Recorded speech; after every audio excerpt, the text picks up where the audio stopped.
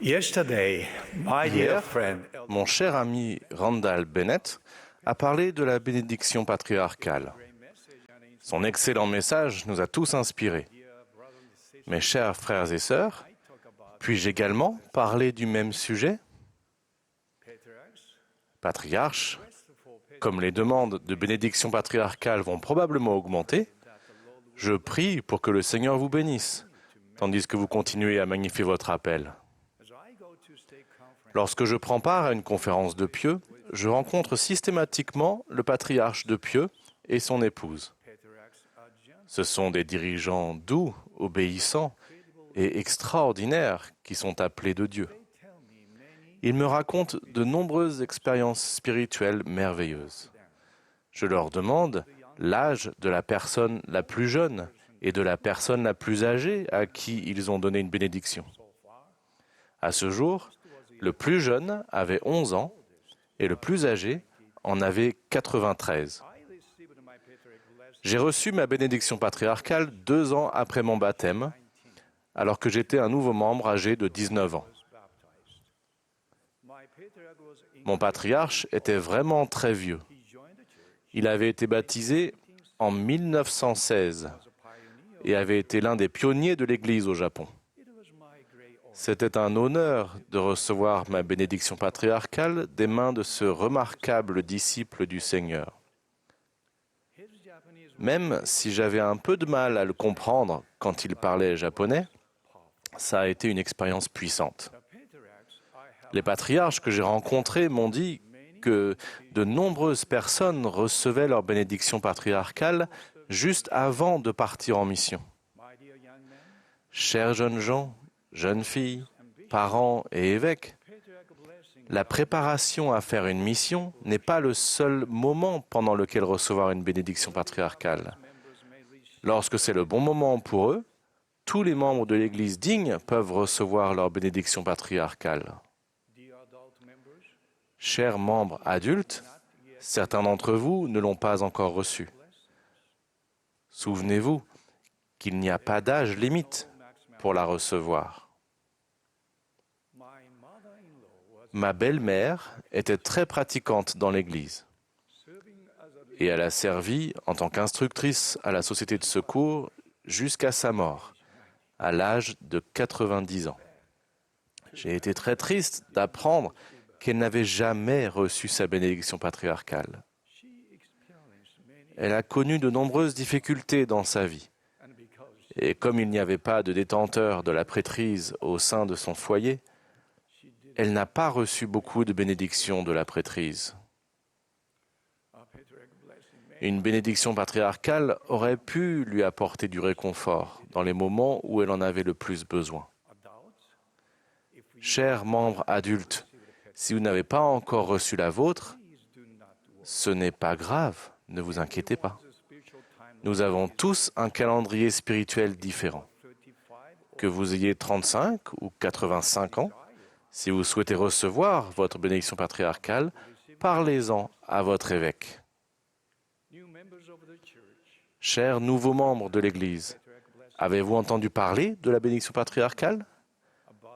Quand je me suis joint à l'Église, je ne savais pas que je pouvais en recevoir une, mais mon évêque m'en a parlé et m'a encouragé à me préparer à la recevoir après mon baptême. Chers nouveaux membres, vous aussi pouvez recevoir votre bénédiction patriarcale. Le Seigneur vous aidera à vous préparer pour cette occasion sacrée. Voici 2 raisons de recevoir sa bénédiction patriarcale. Premièrement, la bénédiction patriarcale contient des conseils personnels du Seigneur qui vous sont destinés. Deuxièmement, la bénédiction patriarcale vous révèle votre lignage dans la maison d'Israël. Votre bénédiction patriarcale est également un message de notre Père céleste, et elle contiendra sûrement des promesses et des conseils inspirés qui vous guideront tout au long de votre vie. La bénédiction patriarcale n'a pas vocation à tracer les grandes lignes de votre vie, ni à répondre à toutes vos questions. ce n'est pas parce qu'un événement important de votre vie n'y figure pas qu'il ne se produira pas. De même, il n'est pas certain que toutes les promesses figurant dans votre bénédiction se réalisent dans cette vie. Il s'agit d'une bénédiction éternelle, et les promesses qui ne se réalisent pas dans cette vie s'accompliront dans la prochaine, si vous vivez de manière digne. En recevant votre déclaration de lignage, vous saurez que vous êtes de la maison d'Israël et que vous faites partie de la postérité d'Abraham. Pour comprendre la signification de ces choses, considérez les promesses que le Seigneur a faites à la maison d'Israël à travers Abraham. En voici quelques-unes. Sa postérité, ou ses descendants, serait nombreuse. Sa postérité recevrait l'Évangile et détiendrait la prêtrise. Par le ministère de sa postérité, toutes les familles de la terre seraient bénies des bénédictions de l'Évangile, lesquelles sont les bénédictions du salut, de la vie éternelle. En tant que membres de l'Église, nous sommes les enfants de l'Alliance. Quand nous respectons les lois et ordonnances de l'Évangile, nous recevons les bénédictions de l'Alliance abrahamique. La préparation à recevoir votre bénédiction patriarcale vous permettra d'accroître votre foi en notre Père céleste et en Jésus-Christ.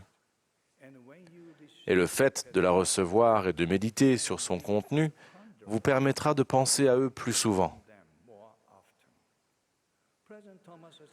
Le président Thomas Monson a expliqué « Le même Seigneur qui a donné un liaona à Léhi nous a donné aujourd'hui, à vous et à moi, un don rare et précieux pour orienter notre vie, pour indiquer ce qui constitue un danger pour notre sécurité et pour montrer le chemin, un passage sûr, non vers une terre promise, mais vers notre foyer céleste.